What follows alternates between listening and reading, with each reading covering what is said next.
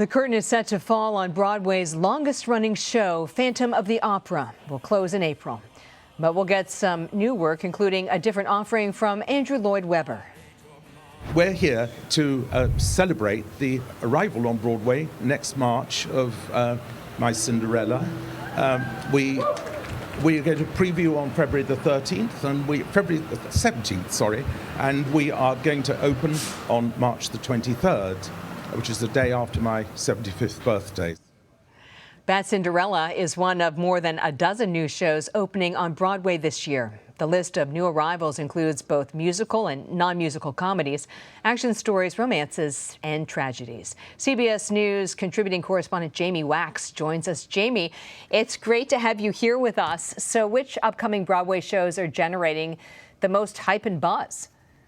Well, first of all, Catherine, I invite you to come see a Broadway show with me, which we have not done. There are a couple of things opening in your neighborhood in D.C. that will probably come over in the next season.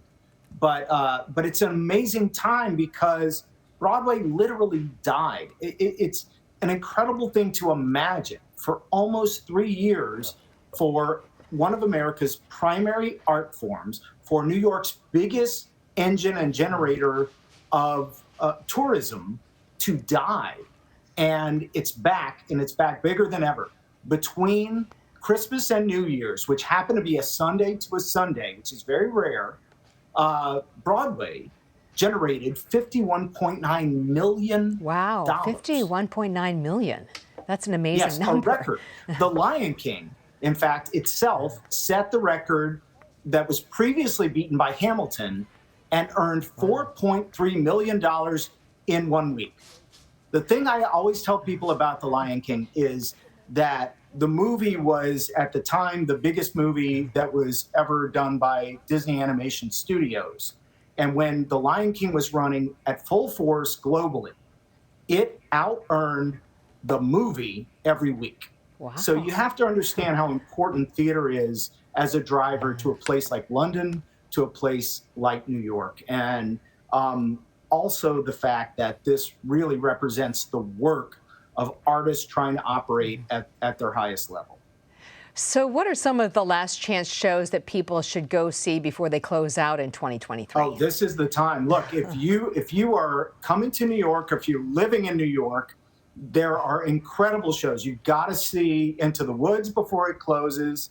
Yeah, I mean, you've got to see A Strange Loop before it closes. Beetlejuice is about to close. Incredibly underrated. A great time at the theater. The Music Man, I sent our Shauna Thomas and Michelle Miller there last night. And then, of course, the longest running show in the history of Broadway, The Phantom of the Opera, is about to close.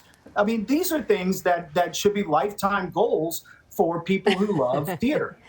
What is it about Phantom of the Opera that's given it such longevity? It's a great question, and I think it's one of those things that is sort of a mystical mix. It's magic one of the most beautifully right? melodic shows ever composed. First of all, you got to give credit to Andrew Lloyd Webber. First of all, but it also was very big at a time when everyone was going very small with their shows. And it felt like theatrical magic. And I don't think it ever lost that reputation or that moment.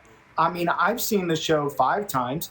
I was there back right now. Ben Crawford is a dear friend of mine that I did a show with. And he is an incredible, like maybe the best singing actor. Jamie Wax, thank you for joining us.